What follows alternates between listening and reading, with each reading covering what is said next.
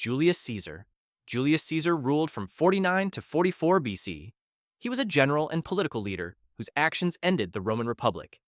After conquering Gaul, he crossed the Rubicon River and began a civil war against the Senate.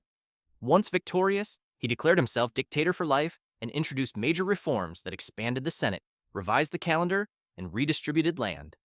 His accumulation of power created resentment among senators, leading to his assassination on the Ides of March in 44 BC. His death led to renewed civil conflict and the eventual rise of his heir, Augustus, marking the beginning of the empire. Augustus ruled from 27 BC to 14 AD. He was the adopted heir of Julius Caesar and the founder of the Roman Empire. After defeating his rivals, he consolidated power and established a system that balanced imperial authority with traditional republican institutions. His rule brought long-lasting stability known as the Pax Romana, which allowed trade, culture, and infrastructure to flourish. He reformed taxation, strengthened the army, and created a professional bureaucracy. Augustus also promoted civic morality and religious renewal. His leadership ended a century of civil war and set the political and cultural foundation for the empire's future strength. Tiberius ruled from 14 AD to 37 AD. He was the stepson and successor of Augustus, continuing his administrative and military policies. His rule maintained stability and fiscal discipline, strengthening the empire's treasury and frontier defenses.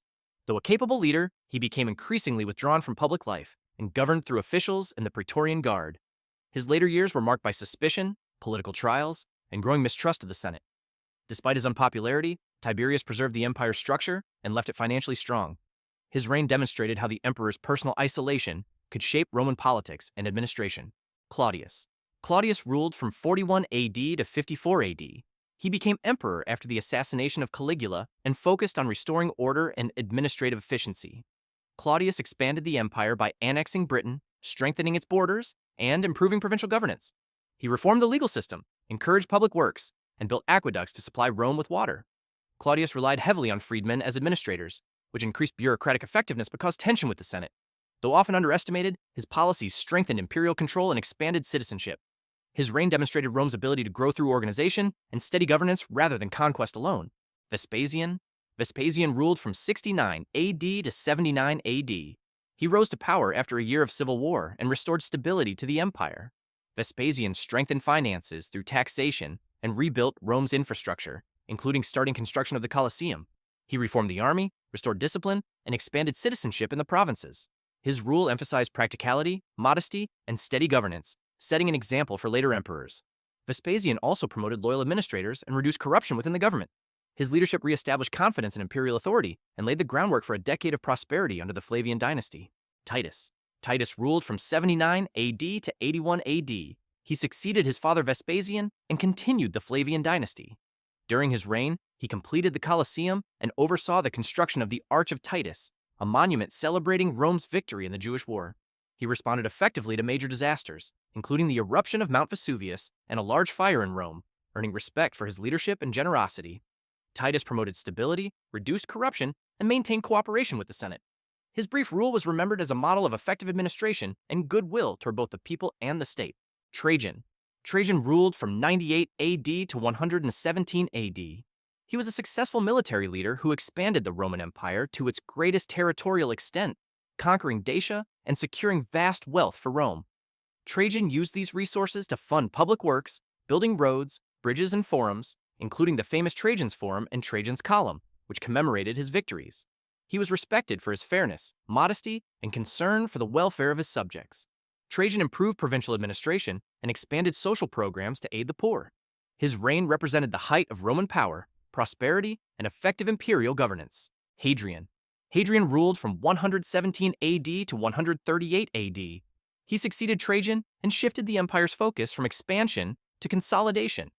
Hadrian strengthened borders, most notably by constructing Hadrian's Wall in northern Britain, which marked the empire's frontier. He reorganized the military and improved the efficiency of provincial administration. Hadrian traveled widely across the empire, promoting unity and overseeing construction projects, including temples, cities, and the Pantheon's reconstruction. His reign emphasized cultural development and architectural achievement. Hadrian's policies preserved stability and security, ensuring that the empire remained strong and well-governed throughout one of its most peaceful and prosperous periods. Marcus Aurelius ruled from 161 AD to 180 AD. He governed during a time of external wars and internal challenges, but maintained the empire's stability through discipline and resilience. As a Stoic philosopher, he wrote Meditations, reflecting his belief in duty, reason, and moral strength. His reign was marked by conflicts along the northern frontier against Germanic tribes and by the Antonine Plague, which weakened the population. Despite these hardships, Marcus worked tirelessly to preserve order and justice. His dedication to service and reflection made him one of Rome's most respected rulers, embodying the ideal of a philosopher king. Septimius Severus.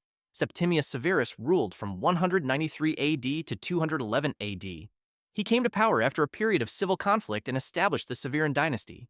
His reign strengthened the army's influence in politics by increasing soldiers' pay and privileges, securing their loyalty to the emperor. He expanded the empire's frontiers in Africa and the East, fortifying Roman control. Severus also reformed the legal system and centralized authority, reducing the Senate's power. His policies created a stronger but more militarized state, shifting Rome toward autocracy. His rule marked the beginning of a new phase in imperial governance centered on military strength. Aurelian ruled from 270 AD to 275 AD. He restored unity to the Roman Empire after decades of division and crisis. His military campaigns defeated the breakaway Gallic and Palmyrene empires, earning him the title Restorer of the World. Aurelian fortified Rome with massive defensive walls and reformed the currency to stabilize the economy. He promoted the worship of Sol Invictus as a unifying state religion to strengthen loyalty to the empire. Though his reign was brief, his decisive leadership ended fragmentation and renewed imperial strength, laying the foundation for the later stability achieved under Diocletian. Diocletian ruled from 284 AD to 305 AD. He ended the crisis that had weakened the empire for nearly 50 years by reorganizing its political and military systems. Diocletian established the Tetrarchy, dividing power among 4 rulers to improve control and defense.